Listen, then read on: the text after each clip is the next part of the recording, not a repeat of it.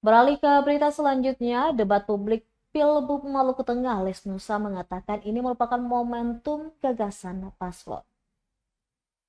Komisi Pemilihan Umum KPU Maluku Tengah menggelar debat publik pasangan calon bupati dan wakil bupati Kabupaten Maluku Tengah tahun 2024.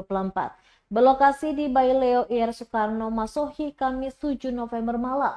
Debat publik diikuti oleh 4 pasangan calon bupati dan wakil bupati Maluku Tengah, yakni pasangan calon Mirati Dewaningsi, Tuasikal dan Daniel Nirahua, kemudian paslon Ibrahim Runusa Liliani Aitonam, Andi Munaswir Tinawelma Tetelepta, dan paslon Sulkarnain Awad Amir dan Mario Lawalata. Pendukung paslon dari unsur partai pendukung, tim koalisi maupun relawan. Download Tribun X sekarang, menghadirkan lokal menjadi Indonesia.